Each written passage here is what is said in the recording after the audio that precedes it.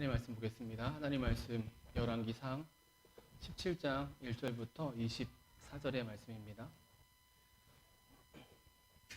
구약성경 열왕기상 17장 1절부터 24절입니다.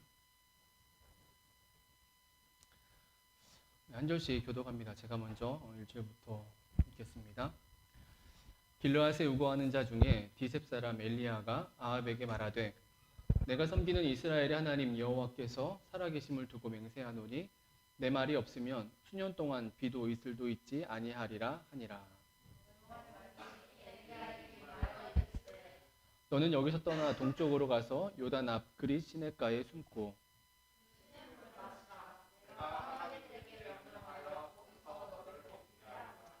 그가 여호와의 말씀과 같이 하여 곧 가서 요단 앞 그릿 시냇가에 머물매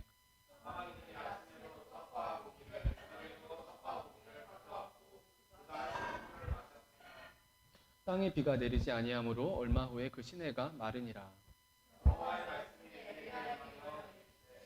너는 일어나 시돈에 속한 사르밧으로 가서 거기 머물라. 내가 그곳 과부에게 명령하여 내게 음식을 주게 하였느니라.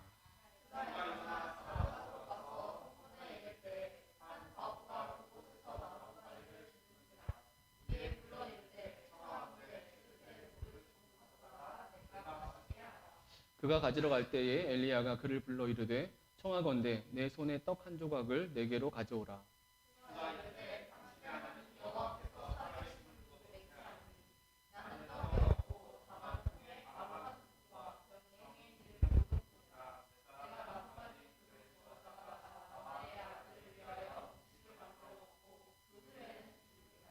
엘리야가 그에게 이르되 두려워하지 말고 가서 내 말대로 하려니와 먼저 그곳으로 나를 위하여 작은 떡 한 개를 만들어 내게로 가져오고 그 후에 너와 내 아들을 위하여 만들라.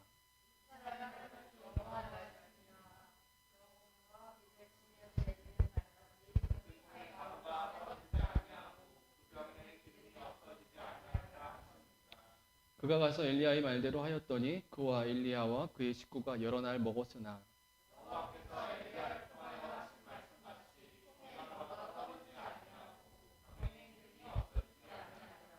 이 일 후에 그 집 주인 되는 여인의 아들이 병들어 증세가 심히 위중하다가 숨이 끊어진지라.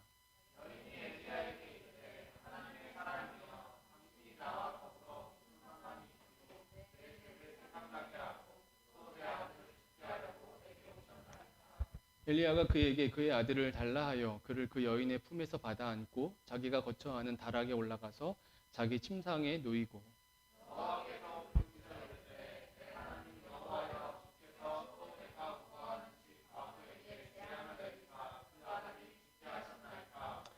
그 아이 위에 몸을 3번 펴서 엎드리고 여호와께 부르짖어 이르되 내 하나님 여호와여 원하건대 이 아이의 혼으로 그의 몸에 돌아오게 하옵소서 하니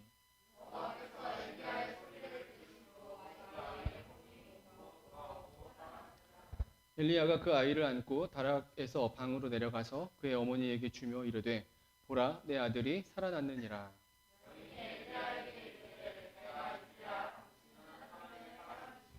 당신의 입에 있는 여호와의 말씀이 진실한 줄 아노라 하니라. 아멘. 네, 우리 좌우에 계신 분들과 인사하겠습니다. 사랑합니다. 축복합니다. 인사합니다. 사랑합니다. 축복합니다. 네, 오늘도 말씀하신 하나님의 은혜가 저와 여러분 가운데 임하길 원합니다. 지난주에 우리는 열왕기상 17장 오늘 본문에 있는 1절 말씀을 통해서 열왕기 왕들의 이야기가 아닌 왕이 아닌 사람 엘리야의 등장이 주는 의미에 대해서 우리가 말씀의 은혜를 함께 나누어 보았습니다. 그 의미가 무엇이냐라고 했을 때에 우리가 증명이라고 말씀의 은혜를 나누었죠. 하나님 나라를 보여주는 왕들의 말씀 중에 왕이 아닌 선지자 엘리야의 등장은 무너진 북이스라엘 아합의 시대에 이르러가지고 아예 바알 신앙이 되어버린 이 무너진 이스라엘, 무너진 하나님 나라를 향해서 하나님이 다시 일으켜 주시려는 회복시키려 하시는 하나님의 일하심, 하나님의 일침이었고 그것이 이제 증명의 모습으로 드러났다라고 우리가 말씀을 나누었어요. 그 증명의 내용은 1절 말씀이었죠. 우리 1절 같이 한번 읽습니다. 시작. 길르앗에 우호하는 자 중에 디셉 사람 엘리야가 아합에게 말하되 내가 섬기는 이스라엘의 하나님 여호와께서 살아계심을 두고 맹세하노니 내 말이 없으면 수년 동안 비도 이슬도 있지 아니하리라 하니라. 내가 섬기는 이스라엘의 하나님 여호와의 살아계심을 두고 맹세하노니 아합 너는 바알을 믿고 바알을 섬기지만 바알이 너에게 참신이지만 나는 살아계신 하나님을 믿는다. 그러면서 그 하나님의 살아계심을 두고 맹세하노니 내 말이 없으면 수년 동안 비도 이슬도 이 땅에 있지 아니할 것이다 라고 선포한 것이죠. 여러분, 이 1절의 말씀은 대결, 싸움을 선포한 모습이에요.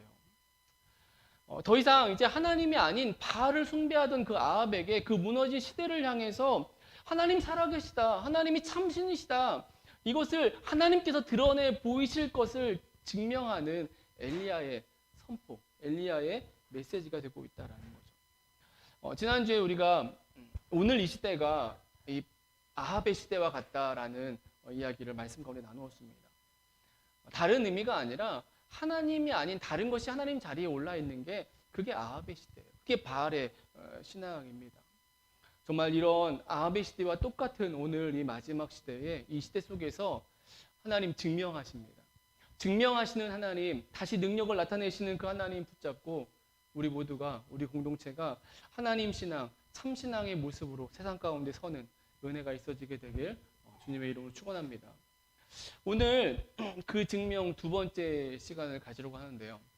엘리야의 등장, 엘리야의 존재를 통해서 하나님께서 뜻하시는 증명, 또 다른 증명도 있다는 거예요.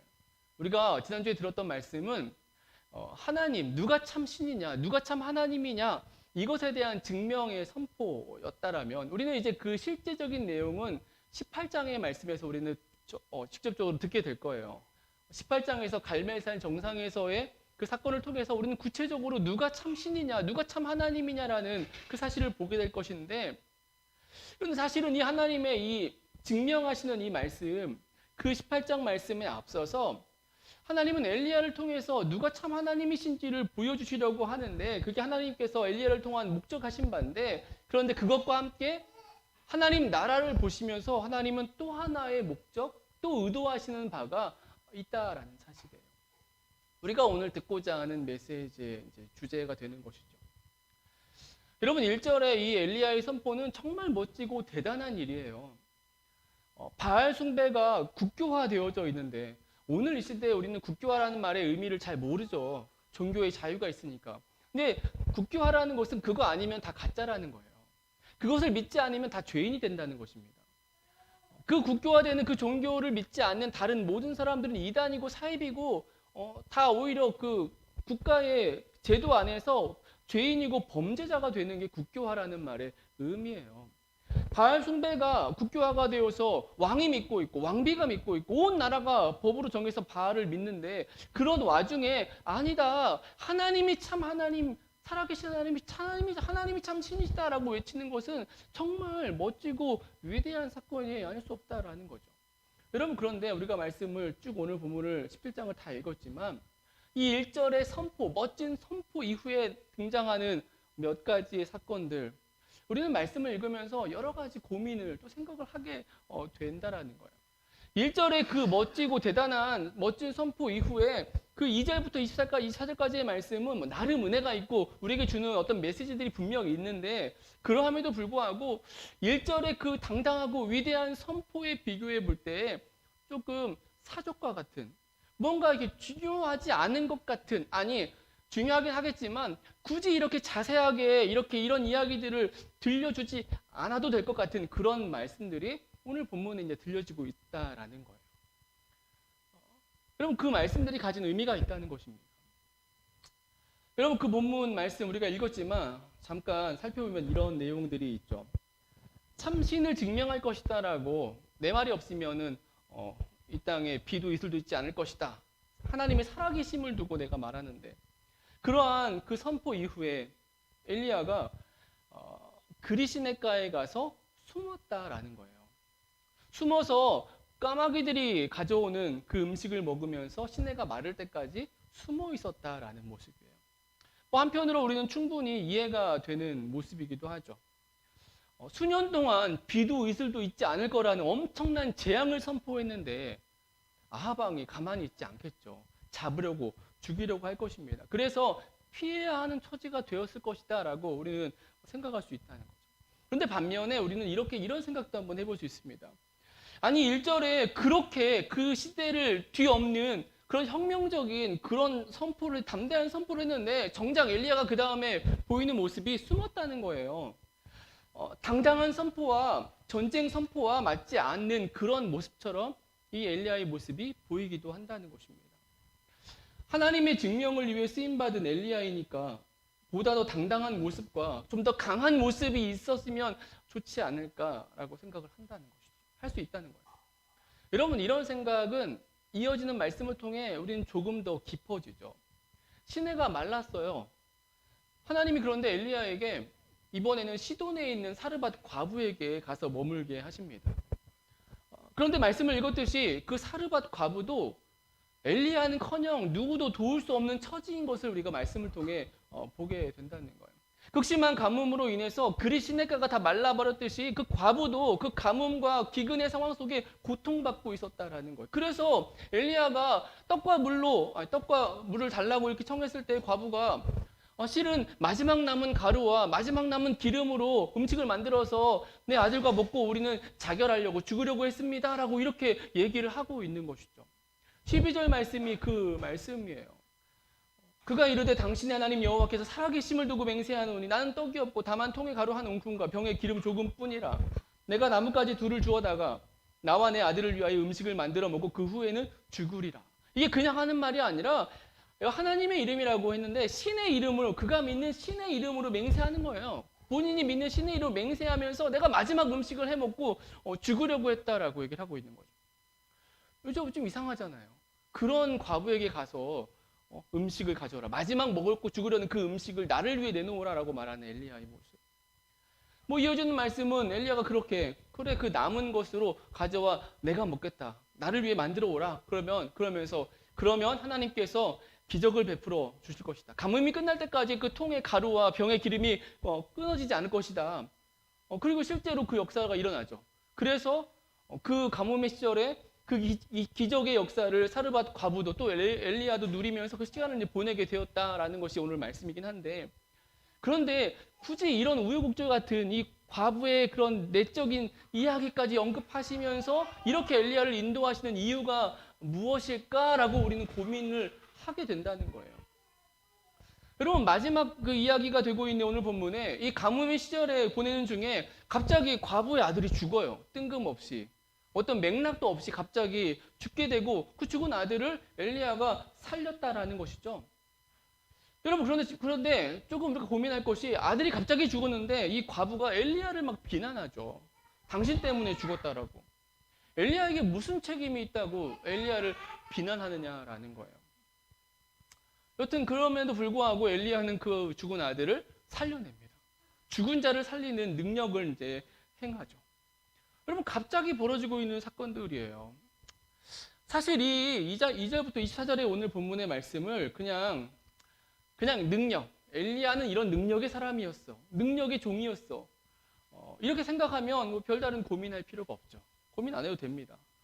엘리야라는 사람이 행한 구약의 그 앞선 시대에 만약에 하나님의 종이었던 능력이 여기는 모세처럼 행한 모습, 엘리야는 그렇게 위대한 종이었어, 능력의 종이었어라고 그렇게 생각하고 이 말씀을 받아들이면 은혜가 되면 아무런 문제가 되지 않아. 엘리야는 이런 사람이었어. 그래서 그 당시에 쓰임 받은 거야. 하나님이 엘리야를 사용하신 거야. 이러면 더 이상 우리는 고민할 필요 없습니다. 성경 말씀은 그냥 각자의 은혜로 받으면 되는 거야. 엘리야 능력의 종이다.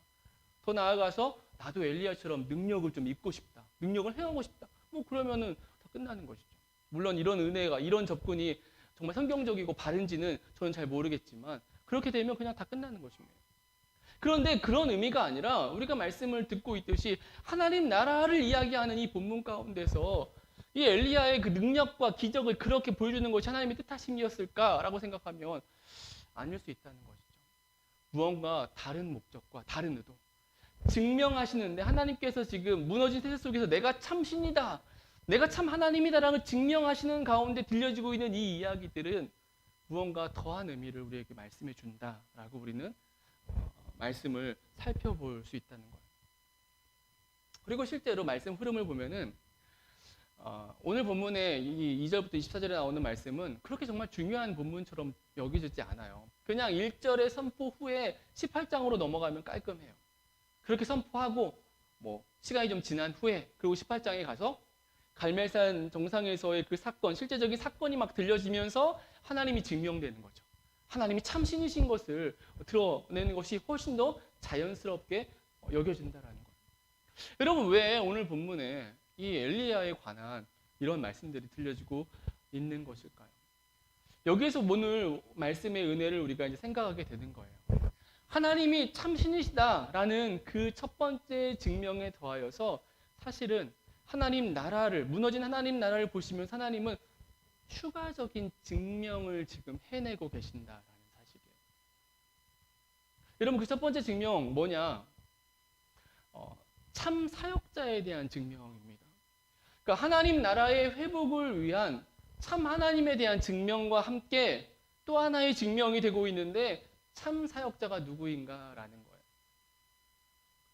하나님은 하나님이 전능하신 하나님이시다, 유일하신 하나님이시다라는 것을 증명하시면서 동시에 하나님 나라를 회복하심에 있어서 누가 진정한 사역자인가, 참 사역자인가, 참 일꾼인가 이것도 증명하신다라는 거예요. 여러분, 그 대상이 엘리야라는 사람이라는 것입니다. 그 과정이 엘리야에게도 임한 기근과 가뭄의 현실이에요. 엘리야는 하나님의 살아계심을 맹세하면서 살아계심을 경험하면서 누리면서 기근과 가뭄을 당당하게 선포했어요. 아합에게, 당시의 최고의 권력자에게. 하나님의 일꾼으로 사역자로 하나님의 편에 선 거예요. 그의 목숨을 하나님께 드린 것입니다. 하나님 편에 선 것입니다. 대단한 것이죠. 여러분, 그런데 이렇게 선포한 이 쓰임받은 엘리야, 이 사역자도 동일하게 가뭄과 기근의 고통에 처했다라는 거예요. 이게 그리시네가로 가고 이후에 들려지는 사르밧으로 가는 그 과정의 모습입니다. 여러분, 우리가 조금 좀 비교를 해보면은 출애굽기의 말씀 보면 출애굽기 10가지 재앙이 임했어요. 하나님의 능력을 보여주시는 거죠. 여러분, 그런데 그 재앙들이 어떠했나요? 이스라엘 사람들과 이스라엘 땅, 고센 땅에 임하지 않았어요. 하나님은 엄청난 재앙을 행하면서도 구분해 주셨어요. 물론 10번째 재앙은 아니었죠. 누구에게나 다 똑같은 그 시험 속에서 순종한 자가 구원받는 그 하나님의 원리를 보여주시긴 했지만은 10번에 9번까지 재앙은 다 구별되고 구분되었다라는 것입니다. 그런데 엘리야는 그렇지 않아요. 그 역시 가뭄과 고통과 또 추격의 위기 속에 처했다는 것입니다. 이 일로 인해서 사람이 없는 곳까지 가는 거예요. 사람이 없는 곳, 광야의 그리스네가로 숨어서 사람 없으니까 당연히 먹을 게 없으니까 까마귀가 갖다 주는 그 음식을 먹으면서 살았다라는 거예요. 까마귀가 주는 음식이니까 우리는 만나처럼 그 하나님이 특별하게 주시는 그 풍성함의 은혜라고 우리는 쉽게 이렇게 이 상황들을 이렇게 개인적으로 묵상하고 받아들일 수 있지만 여러분, 엘리야의 관점에서 보면 그렇지 않아요. 아무것도 먹을 게 없어요. 사람도 없어요. 대화할 사람도 없습니다. 굶어 죽기 딱 맞아요, 그냥. 근데 그냥 까마귀가 주는 거 그거 먹고 겨우겨우 견디고 있다는 거. 그 기간을 이겨내고 있다는 것이죠. 이게 엘리야가 느끼는 실제적인 그 상황의 모습이라는 거예요. 근데 시내도 말라버렸어요. 아니, 그냥 계속 그렇게 먹어도 되잖아요. 까마귀 갖다 주고 아니면 물도 갖다 주고 그래도 되는 거잖아요. 18장 가기 전까지. 근데 시내가 마릅니다. 근데 하나님 어디로 가냐? 어디로 가라 하시냐? 사르밧 과부의 집으로 가라라고 하시는 거예요.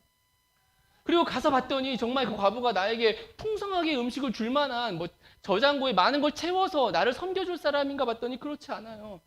음식이 없어서 마지막으로 먹고 하나 남은 아들과 먹고 죽으려고 했던 그런 과부라는 거예요. 근데 그 과부에게 엘리야가 말을 해야 되는 거예요. 그 음식 나에게 가져오라고. 마지막 먹으려던 음식 내게 가져오라고. 그러면 하나님께서 가루와 기름을 계속 주실 거라고. 이렇게 말을 해야 됐다는 거예요. 엘리야가. 여러분, 본인이 믿는 거하고 상대방을 믿게 하는 거하고 굉장히 다른 거예요. 나야 뭐 그냥 믿어지니까 믿는다고 말하지만 상대방을 설득한다는 것은 전혀 다른 문제예요. 아무것도 없는데 어떻게 그를 설득하겠어요? 엘리야는 그렇게 얘기해야 되는 거예요. 죽으려고 하는 사람에게 그거 나 가져오라고. 내가 먹겠다고. 하나님께서 그 다음은 인도하실 거라고. 여러분 이렇게 엘리야가 말하고 있다는 거예요. 상대방에게. 여러분 이것은 엘리야에게 엄청난 시험일 수 있다는 것이죠. 이 상황은. 사실 엘리야에게 있어서 시내가 마르고 사르밧 과부에게로 가라. 그곳이 어디입니까? 시돈이라고 말씀하고 있죠. 이 시돈으로 가는 것부터 엄청난 시험이었어요. 여러분 이 시돈이 어디냐? 사르밧이 어디냐? 시돈에 속한 지역이에요. 근데 시돈이 어디인가라고 보면은 열왕기상 16장 31절의 말씀 보면 이렇게 말씀합니다. 느밧의 아들 여로보암의 죄를 따라 행하는 것을 오히려 가볍게 여기며 시돈 사람의 왕 엣바알의 딸 이세벨을 아내로 삼고 가서 바알을 섬겨 예배하고. 시돈 사람의 왕 엣바알의 딸 이세벨. 그러니까 시돈은 이세벨의 고향이라는 거죠. 바알 숭배, 바알 신앙의 중심지, 근원지가 시돈이에요. 바알과 전쟁을 선포한 엘리야가 지금 바알 숭배의 한 중심지로 가는 거예요. 광야는 사람 없는 곳이니까 그냥 갖다 치는데 더 이상 먹을 것이 없어요. 근데 시돈으로 가라고 말씀하신다라는 거예요. 여러분 엘리야가 지금 본문 속에 처하고 있는 그 죽으려고 하는 과부에게 마지막 음식 나에게 해와라라는 이 말씀도 그렇고 이 내용도 그렇고, 아니 그 전에 그곳으로 가라는 이 하나님의 명령조차도 엘리야에겐 다 도전이고 다 시험이었다는 거예요. 쉽게 할 수 없는, 감당할 수 없는. 우리는 그냥 엘리야가 능력의 종이라고 주입식으로 들어서 말씀 읽어와서 능력의 종 이렇게 이해하고 있어서 엘리야는 정말 대단한 사람이야. 나와는 좀 다른 사람이야. 정말 조금 더 의심하지 않는 신적인 존재야. 능력의 사람이야. 모세도 뭐 그러한 사람이니까요. 여러분 이렇게 생각할 수 있을지 모르겠지만 성경은 그렇게 말씀하지 않아요. 야고보서 5장 17절에 이렇게 말씀합니다. 엘리야는 우리와 성종이 같은 사람이로되 라고 말씀하고 있어요. 굳이 말씀을 언급하고 있는 거예요. 엘리야는 이런 사람, 우리 같은 사람, 연약한 인생이었다라는 거예요. 그래서 우리는 로뎀나무 아래 엘리야의 모습을 우리가 말씀을 통해 듣게 된 거예요. 능력의 종이라면 로뎀나무 아래 엘리야의 모습은 없어요. 우리가 이제 18장, 19장의 말씀을 보게 되겠지만은 갈멜산 정상에서 그 엄청난 승리 후에 두려움에 휩싸여가지고 두려움에 쫓겨서 자기가 피할 수 있는 최고 먼 곳으로 가요. 최남단으로 내려가서 더 들어가가지고 로뎀나무 아래에서 하나님 저 여기서 그냥 죽겠습니다. 저를 죽여주십시오. 이렇게 고백하는 그 엘리야의 연약함의 모습 보게 된다는 거예요. 여러분 그 모습이 그냥 능력 있는 사람이 조금 겸양으로 이렇게 행하는, 사실은 속마음은 그렇지 않은데 겸손한 것처럼 행하는 그런 모습이 아니에요. 이 엘리야의 로뎀나무 아래의 모습은 말 그대로 바닥에 쭉 떨어져 가지고 정말 죽고 싶다라는 거예요. 더 이상 어떻게 해볼 수 없고 피할 데도 없고 왕이 쫓아다니는데 이게 엘리야가 고백하는 모습이에요. 엘리야도 연약한 사람이었다라는 것이죠. 여러분 이렇게 보면은 오늘 본문의 엘리야, 그가 비록 하나님의 이름으로 믿음을 선포하고 드러냈지만 그 역시 연약한 인생으로 고민 가운데, 수많은 고민 가운데 있는, 그 가운데 믿음을 시험받고 있는 그런 상황이었음을 우리가 볼 수 있다라는 거죠. 그리시네가에서의 시간을 통해서 하나님이 자신을 먹이시는 것을 배웠어요. 자신을 보호하시는 것을 깨닫습니다. 사르밧 과부 시돈으로 가래요. 가서 사르밧 과부에게 가서 하나님께서 행하실 능력, 그 놀라운 능력과 역사를 그가 믿었고 또 과부에게 선포하면서 그 시간을 보냅니다. 그뿐이 아니에요. 갑자기 과부의 아들이 죽어요. 아무 상관 없이. 그 아이 앞에서 엘리야가 아이를 살려냈다는 거예요. 중심을 다한 기도를 통해서 죽은 자를 살려내는 그 기적까지 엘리야가 행했다라는 거예요. 이것은 엘리야의 일종의 성장의 모습과 같은 거예요. 엘리야의 믿음이 이렇게 온전해지고 있다는 거예요. 다시 처음으로 돌아와서 이 증명은 하나님 나라의 회복을 말씀하고 계시는 거죠. 하나님 나라를 여기서 하나님께서 증명하시려는 거예요. 누가 참 신이냐, 누가 참 하나님이냐 깨닫게 하겠다라는 것이죠. 증명하시겠다라는 거죠. 그런데 그와 함께 이 과정 속에서 하나님은 이 하나님 나라의 회복을 위해서 참 사역자를 만드시고 참 사역자를 찾으시고 바라시고 계심을 말씀 가운데 보여주고 있다는 거예요. 시대가 당하는 동일한 고난과 환난, 시험 중에 그도 처해 있으면서 그러면서도 여전히 하나님을 믿고 따르는, 여러분 한 번 정도 멋진 선포는 다들 할 수 있어요. 아무것도 가진 거 없어도 좀 믿음으로 외치고 믿음으로 행하고 뭐 그런 것, 우리는 인간은 다 그렇게 행할 수 있어요. 그런데 계속된 환난 속에, 계속된 어려움 속에서도 그 중심을 지키고 간다? 여러분 이건 좀 다른 문제예요. 그건 정말 힘들고 어려운 모습이라는 거죠. 그런데 하나님은 그런 사역자를 찾으신다라는 거예요. 여전히 하나님 말씀대로 살아가요. 여전히 하나님의 뜻하심을 쫓는 사역자를 찾으시고 그를 통해서 하나님 나라의 회복을 계획하시고 바라신다라는 거죠. 오늘 이 시대도 마찬가지예요. 무너진 시대 속에서 오늘 이 시대처럼 무너진 시대가 없어요. 물론 항상 마지막 때로 갈수록 더한 마지막이 있겠지만은 기독교의 2000년에 더 넘는 그 역사 속에서 예수님 오신 이후로 오늘과 같은 이런 시대 같은 이런 영적으로 무너진 시대가 있을까라고 생각이 되어지죠. 그런데 이 시대 속에서 하나님은 아합과 같은 시대 속에서 찾으신다는 거예요. 증명하신다는 것입니다. 참 사역자를 찾으신다는 거예요. 하나님을 온전히 믿고 하나님만으로 온전히 주어진 일을 감당해낼, 묵묵히 감당해낼 사역자를 찾는다라는 거죠. 오늘 저와 여러분이 우리 공동체가 그러한 참 사역자로 서는 은혜가 있어지게 되길 소망합니다. 여러분 또 하나의 증명이 있는데 그것은 누가 참 백성이냐예요. 누가 참 백성이냐. 뭐 사실 사역자, 백성 오늘 이 시대는 만인 제사장의 신학 속에서 오늘 시대 속에는 그렇게 구분되지 않아요. 뭐 사역자나 백성이나 하나님 앞에 다 백성이고 하나님 앞에 다 사역자니까.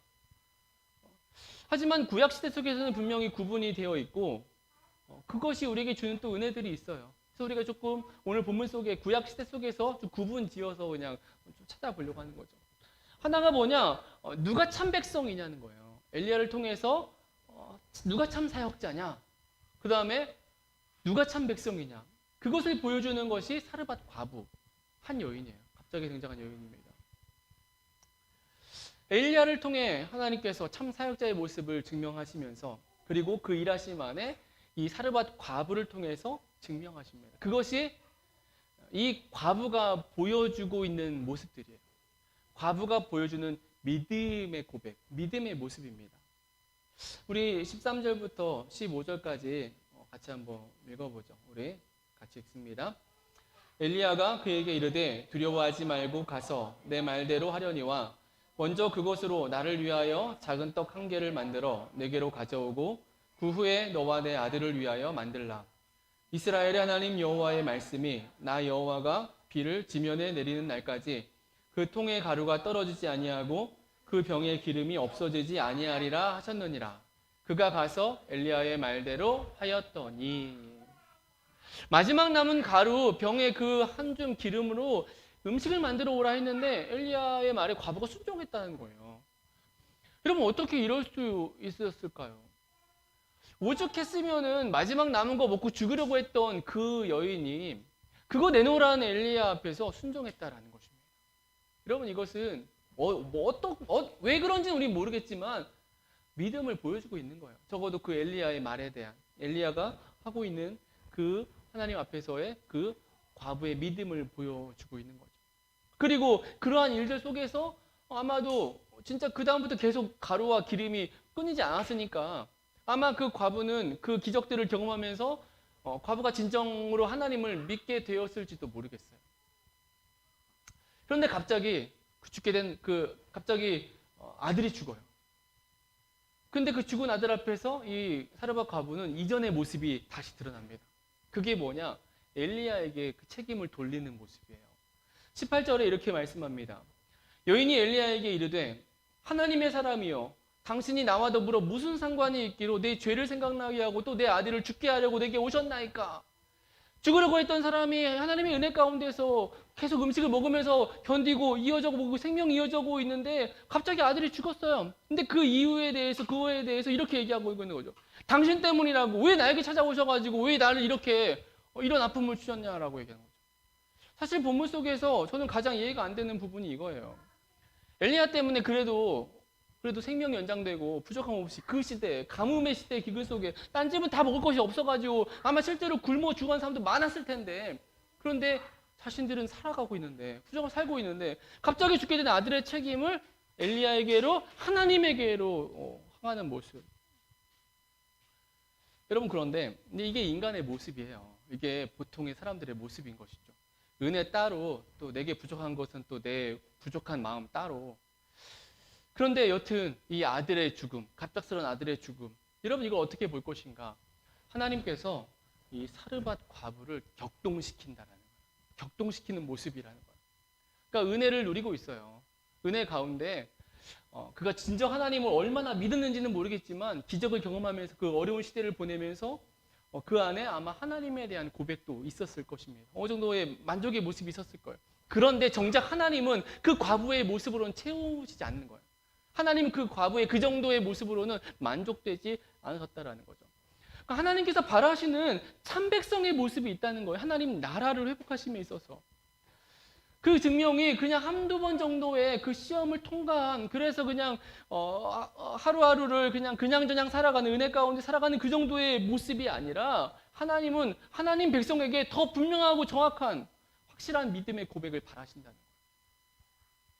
여러분, 그게 아브라함이 이삭을 바치는 시험인 것이죠. 하나님께서 불러주셨고 은혜 주셨고 인도해 주시는 가운데서도 갑자기 이삭을 바치라고 하고, 근데 아브라함이 순종했을 때에 내가 이제야 네가 나를 경외하는 줄 알겠다라고 말씀하시는 그 하나님의 모습.